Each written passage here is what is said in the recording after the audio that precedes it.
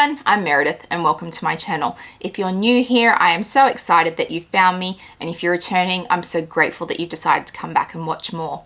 I love all things luxury. I love luxury shoes, luxury handbags, luxury lifestyle and vlogging, and if they're things that appeal to you, I hope you'll hit that subscribe button down below.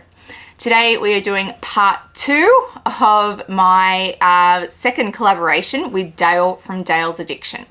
If you're not subscribed to Dayle from Dayle's Addiction, I don't know where you've been. She is fabulous. She has a fantastic YouTube channel here, and she is our Fendi queen. So make sure you've subscribed to Dayle's channel. You'll find part 1 of this Q&A session that we did linked down below, and it was getting a little bit messy by this second part because we were about 3/4 of a way into a bottle of champagne. So there was some definite editing that happened with this one. Hi everyone, welcome back to part 2 of this Q&A with Dayle.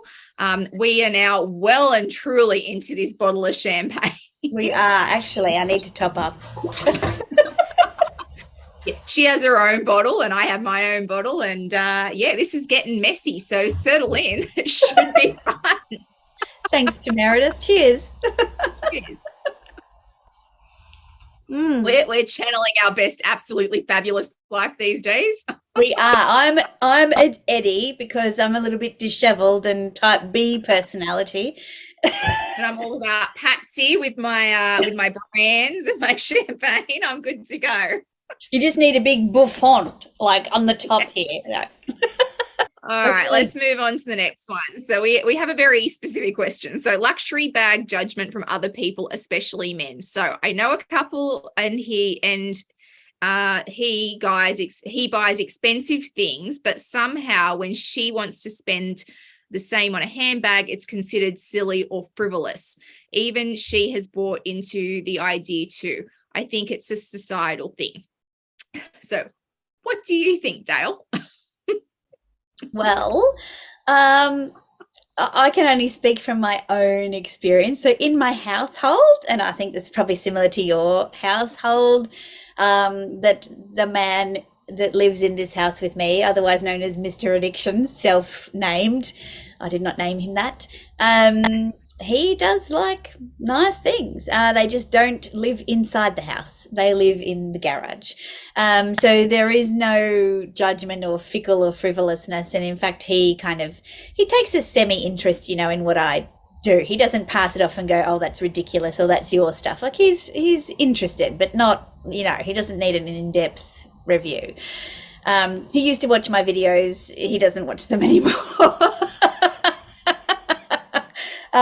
But that's cool. However, men outside of this house, if I think about my father, he doesn't think it's frivolous. I think he'd like to know how I afford to do it. But he hasn't asked, so I'm not going to tell him. He knows I do well in my business, and so there we go. And people who commentate from the sidelines, I think people like to minimize YouTubing, like as in influencing that side of it. So I probably find I get more frivolousness, judgment kind of associated comments with the YouTube part of the bags rather than the bags themselves, because no one would ever be in my wardrobe and see all of the bags. Like they would just see the one I'm carrying, and it's rarely going to come up in dinner conversation, my bag collection. Like it's just not a thing, when you're with friends that you talk about in any depth. Yeah. So that's where I'll leave it. In my household, Mr. Lux to be, because we're not married yet. Mr. Lux to be, I love it. He also has his own collections. He did not have anything luxury until he met me, so some would say that I influenced him into that. Yeah. But I have spoken before about the fact my collection came long before him, so he took me at face value. You love me, you love the fact that I am a collector at heart, and this is me. And my hoarding drives him nuts. It's not just my bags. I hoard many things. I like photos, and I have every single card I have ever been given in my life. I have cards I got for Christmas from classmates in kindergarten. I keep all of those kind of things, and that drives him Oh my nuts. goodness. I'm very sentimental, so I keep things. But in this situation that we've been given the example for, I find, so Dayle and I are not the same person, but we certainly have many things in common. We work for ourselves. We probably came later to the relationships that we're in at the moment. So we were very much who we are before we met our partners. We had traveled on our own. I had lived on my own for like many years. I'd lived on my own for 8 years when I met my partner. I was very Meredith when my partner met me. I also have an issue with men feeling like they have any right to tell you what you should and shouldn't be interested in. So I get judgment for being a collector of expensive handbags, and I get that judgment from men and women. I'd like to point out women probably judge me more harshly than men do. But if my partner has a shed and it's full of secondhand cars, vintage secondhand cars, nobody looks at him and says, oh, wow, that's frivolous of you. Why would you do that? They just go, oh, cool collection, mate. And that's about it. Yeah. They're like, oh, this is awesome. Let's go check out your vintage cars down the back. Doesn't matter if he drives them or not. Doesn't matter if he's got 700 or 7. People will support that. If you collect spoons, you're quirky. If you collect baseball cards, then you have a hobby. But I collect luxury handbags, and I'm frivolous and just a woman who collects like expensive, frivolous things. So yes, absolutely, it's societal. I believe that we are ingrained as women to believe that we should forever do for other people and not for ourselves. But yeah, in this household, that doesn't happen. Yeah, and I think you raise a few cool points, and like there are definitely some relationships that I'm aware of, like friends of mine who, and interestingly, probably a little bit because of what I'm talking about here, and that they've kind of been one of those quiet followers, like supporting my friend, and then kind of gotten into it and then started to buy. And how their dynamic in the relationship changes, because I am a woman in my early 40s that works for myself. We have no dependents. That's a very different situation to someone who has young children. And they're trying to get their kids like just a primary school age, to a couple that have had their kids leave the house, and perhaps they've made a decision to have a one income house for quite a while. So this is not the background that everyone comes from. And so when someone starts to say, hey, listen, I think I might really like to go and buy a designer handbag, and potentially their husband, and in my circumstances, has always collected motorbikes or cars or whatever, they've never put forward an interest that was of any investment besides a family holiday or something that we all enjoy together.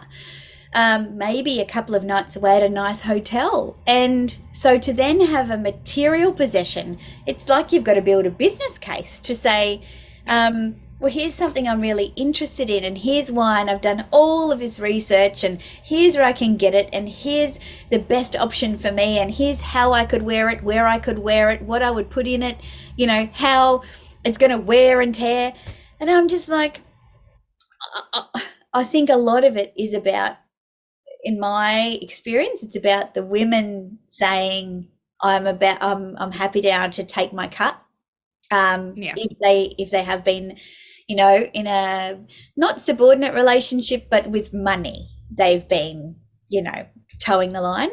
And it's been so nice to have seen people kind of blossom and find something that they really like and go do something for themselves. Like, it's just like, look at you, and I know that even though they're in loving relationships, healthy relationships, it's still a massive thing to ask for somebody's support, to say, this is something that I want. Can we make that decision for me? Whereas it would never have occurred to them to be an approver of what their male partner wanted to purchase.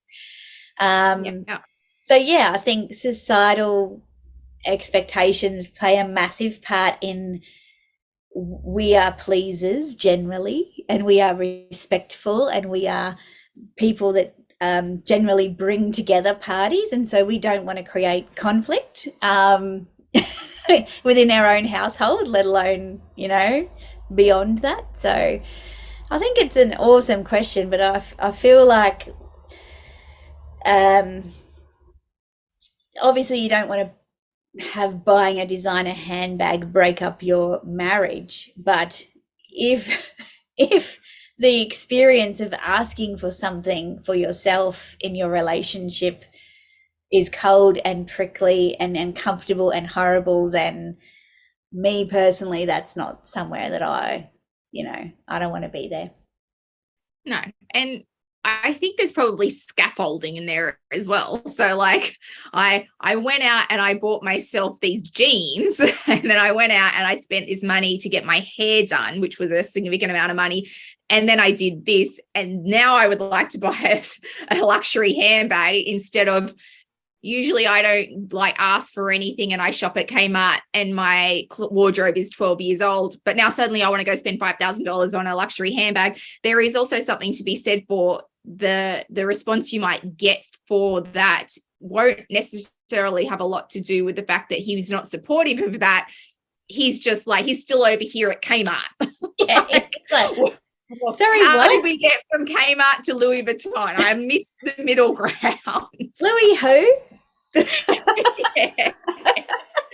So sometimes men need to be led there as well. Like, you've gone from I shop at Kmart and buy my $8 pants over there to, by the way, I'm going to Louis Vuitton to spend $3,000 on a handbag. And he's like, what's going on right now? So sometimes you need to just have the conversations in the lead up to that. Exactly, exactly. And it leads us on to like the next question about the hubbies. What does your hubby think about you buying so much and spending so much money on luxury items? Do you ever feel it's excessive? It's always excessive. If you buy one luxury handbag, it's excessive. Like, I these are not debate cheap that. items. my Absolutely original required. my original names that I was playing with for YouTube were played around obsessive and excessive as the name, because Yeah, that's what it is. It is yeah, excessive. There is no luxury handbag that you can kind of go, oh, well, that wasn't excessive. Like, this is the prices that we play with. So yes, they are all excessive, and I accept that. As far as what my partner thinks about me spending so much money on luxury, he has no idea. I run the money in my house. So in any relationship, there will generally be someone who's in charge of the finances and someone who's not. So I'm in charge of the finances in this house. That's my role in this relationship, and I'm comfortable with that.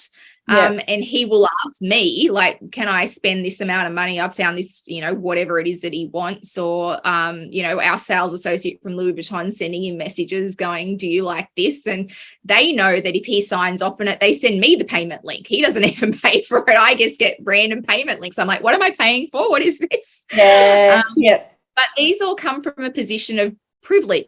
And I understand that we are incredibly privileged, but I work hard for it. And I will back that on any day of the week. Yes, I am privileged, but I work damn hard for the privilege that we have. mm, So he doesn't really have a thought about spending money on luxury items. He doesn't care. yeah, Like, I have a roof over my head. We're fed. Everything is paid for. Everybody is happy. Our children are taken care of. I am not scrimping and saving and living in a tent somewhere else so I can have what's behind me.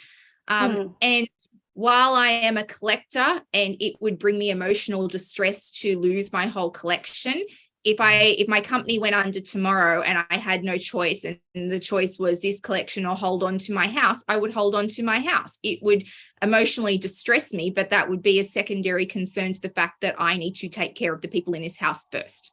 And yeah, that's what's most important. So yeah, that's kind of how we come at this household. And Yeah. Dayle, I think you're probably similar in your household. Similar, not the same. So I think Mr. Addiction definitely knows what I spend. And I know what he spends, but I'm the administrator. I'm the person that answers the phone when the financial planner rings. Like, that's how I get that job. I coordinate the meetings and things like that. But in terms of how we work, and I think I've talked about it before, we kind of have a consultative arrangement where neither one of us kind of says, yes, you can, or no, you can't. It's kind of like, how does this fit into what else is happening? So my husband will buy and do up motorcycles. And I know even if he buys a brand new one off the showroom floor, it's going to be pretty much stripped back to the chassis, and he is going to customize every element of that thing. So it's not what the price of the bike was. I can add probably at least 100% on top of that. But that's his hobby. That's how he spends his time. He's, he is a corporate job through the day, and in his personal time, he's a motorcycle mechanic and pro rider, like in his mind. And does he have an opinion? Like, we will talk and he'll go, oh, geez, you've been doing pretty well. I'm like, yeah, I've got to slow down. But I have called him when I got that purple Fendi sequin baguette, right? I remember I went in to just have a meeting with my new sales associate in the Brisbane boutique. And I was, I held that bag and I'm like, oh God, like, this is ridiculous. Like, how am I going like, I can't even, there's no way I can justify this. It is excessive, right? And that was kind of the first time where I went, this is excessive. Not a Chanel jumbo, a purple sequin baguette. And I remember I said, like, leave it with me. And I rang him and I said, listen, I've tried on this purple sequin baguette and it's stolen my heart. And how I wanted to go to New York for my 40th. Well, New York and Sex and the City, and this bag was famous in Sex and the City, and they've got one and it's crazy. Like, I didn't even know about it before then, like that Fendi had it, or that it was a big deal that it was in my local boutique. And he said, get it. Like, I wasn't saying, can I get it? I just wanted to talk through how conflicted I felt. And he's just like, get it. And even though I still would have made my own decision, knowing that he would support, like, I wouldn't come home and go, oh, and he was like, why did you buy that? That's absurd. That is ridiculous. How much did you spend on that? Like, I'm not going to say I'm lucky. I'm going to say, as a later in life relationship, that's who I married. And I'm very happy that we have that relationship. But I know they're not all the same. So he doesn't think it's excessive. We will talk about it, and I think we can give each other feedback when we start to go a little bit astray. And certainly, as I mentioned, the financial planner will kind of say, what's your budget for this stuff? And I'm like, well, how about instead of doing a budget, you just tell us what we need, and then we'll work toward that.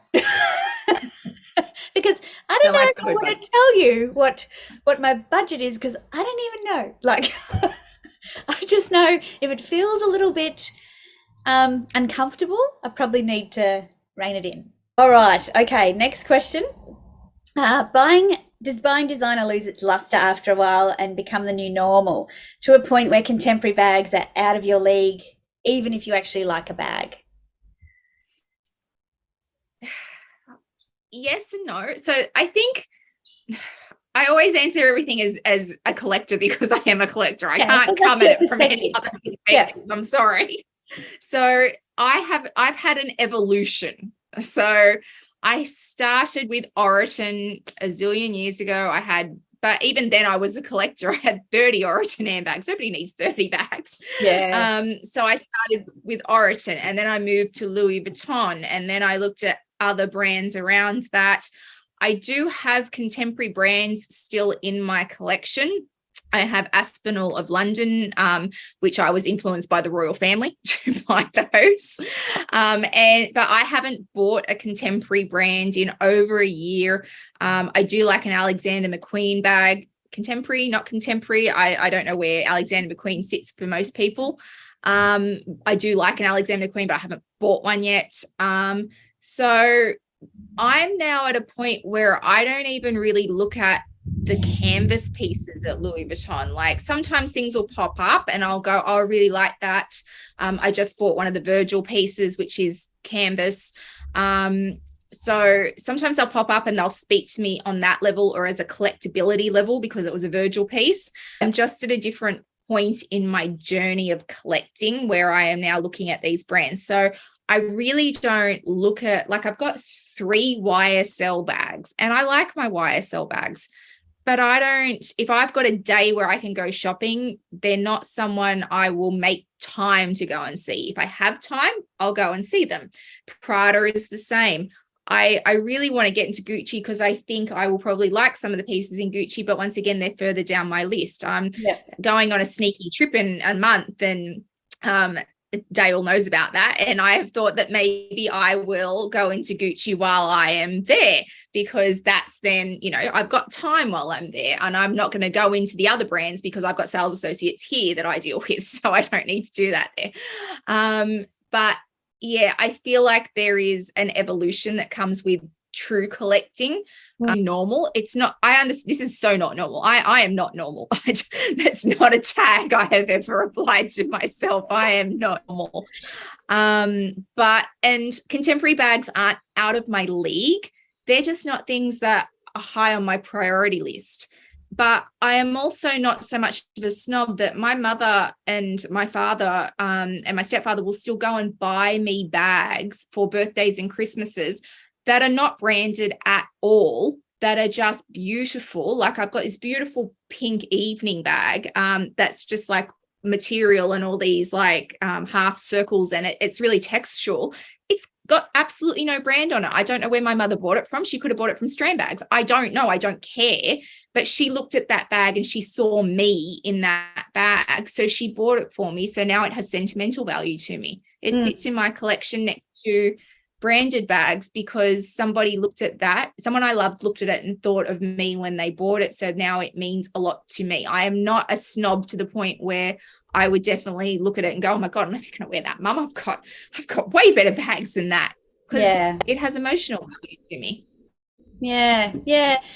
It's I think to me, I think you've kind of to come off the back of what you said there. I think what people buy for me and what I buy for myself, which I think you would probably is what you've essentially said, are 2 different things. In terms of the snobbery component, in terms of I personally, and I said this to you before, I'm going to say I am a snob in the fact that if I see a design in a contemporary brand that I like, I know that it's come from a design house because that's how it works. So I will trace the origin of that design wherever that contemporary brand was inspired from, and I'll go find the original, the authentic, the OG design. Like it's just where I'm at. Like I can't even buy Mock Croc Meredith. Like I can't because it's not real. I know, but I can't. I just go, oh, it's not real. Like, and this is before I don't even have crocodile in my collection now, but we both know I'm going to. Just a little bit, just a bit of trim, but I like it's a thing. Like I can't, and so I won't choose it purposefully, even if I like it, because I know that when I've gone and bought things that I like, I don't wear them. I won't pick them up. I will go, oh, it's so cute, and look what I'm trying to do. I've tried to buy this Coach bucket bag. I've tried to buy this, and I don't wear them. I will never choose them, and that is a waste of money. That's excessive. Buying things to try and fit, like, and I've figured that out over the last few years. So, but I do have two contemporary bags left. I have a little Furler Moonstone, one of those little original square ones. Before Furler was in Australia, I found them in Milan. And I love that bag. I wear it to the races. Like if someone spilled a glass of rosé on that, I would not cry. I'd be like, this is what I always imagined happening to this bag. Um, I'm so glad it wasn't Chanel, but I love it. And the other one is a Henry Bendel Jet Setter backpack. And it's the only backpack I have. And I'm not going to buy a luxury backpack because I want to be able to put it on the floor of a bus, like when I'm touring, or I don't care if it gets wet or whatever the case is. The only other one that I've got is the one that I take to mine sites. So, like, to put it in perspective, that is my backpack collection. There's no room for a luxury backpack for me. So I don't go look. I look when I'm in David Jones, I look at the concessions, but I don't see myself buying. And luxury bags, I'm going to say, are my new normal because I wear them everywhere. Like I don't go, oh, I'm going somewhere, I shouldn't wear luxury here. And I struggle with people who make videos that say, this is where I won't wear luxury, or I'm going on holidays and I won't wear this or that. And I'm kind of like, but why? It's just a bag. Yeah. All right, move on to the last one. Last one. All right. So why do we buy luxury directly supporting companies and people that are awful? Body shaming controversy of Karl Lagerfeld and D&G, etc. So you want to kick this one off? Yeah. I'm going to simplify it, by saying that I don't think we're supporting anyone. We're consuming products the companies make. And if I had a sit down and a coffee with the CEO of every company that I purchase goods from, there's a fair chance I'd think that they're all not people that I would like to have another coffee with, if I'm to put it that way. Whether or not their behavior has made the press or not, that's a totally different thing. So then you say, okay, well, we know about some of these things. Look, I've made no secret of the fact that I think the luxury market is ridiculous, to the point that exclusivity is not only based on the price of the goods, but also on the size of the people that can buy the goods and wear them. And for me, I would be a miserable, skinny, middle-aged woman trying to rock most of the luxury fashion that is designed to go on a 16-year-old female body that isn't fully developed yet. And I think that that's ridiculous. So the joke's on them as far as I'm concerned. And that's where I'm going to leave it. For me, certain things hit closer to home than others. So the Karl Lagerfeld and the body shaming, you know what? I feel shamed about my body from every which direction most of the time. So, and I have been significantly bigger than I am, and I didn't like myself to start with, so why would anyone else like me? So I that kind of stuff, like, that doesn't concern me. It's coming from every which angle at the moment. Yeah. The D&G thing hit a little bit closer to home about the children born from IVF aren't real children. That hit closer to home for me because I have gone through fertility issues and I geared up for IVF a couple of times, and that journey was not an easy one for me. So I certainly felt that hit closer to home than the Karl Lagerfeld did. But I think you make decisions based on where you're comfortable at any given time. Dayle and I obviously have exotics in our collection and we're comfortable with exotics. Other people feel very strongly about. So you make those decisions based on what you're comfortable with. I can tell you there's a pajama brand in Australia which is massive, which has questions around who is sewing those pajamas in their factories. And once again, that pajama company are massive and they're not going anywhere. So, you have to make decisions for you as a consumer. I'm clearly comfortable with what I'm consuming. If you're not comfortable with it, then you choose to boycott it. But at the end of the day, these brands aren't going anywhere. Like, it would take an awful lot to take down Karl Lagerfeld or TNG when these things were going on. So it's just, you buy what you're comfortable with. You buy what makes you happy. You buy what brings you joy, and where you're comfortable consuming your goods is completely up to you. That is our second part of our second collaboration. We hope that you guys have really enjoyed this collaboration. Dayle and I certainly had a fantastic time filming it. And if you'd like to see more, just leave us a comment down below. We are more than happy to do this on a regular basis. We enjoy each other's company, and the champagne was pretty good too. If you have enjoyed today's video, I would love it if you would hit that subscribe button down below and the little thumbs up. Also, come follow me over on Instagram. I'm super interactive over there, and I put up lots of pictures around my collection. I'll throw up my handle for you guys down below. I'm also going to throw up Dayle's Instagram handle, because she has a fantastic Instagram account and she does fantastic outfits of the day. So if you want to be inspired, I'll throw up her handle down below. I hope wherever you are in the world today, you are having a fantastic day, and I'll see you guys in the next one. Bye guys.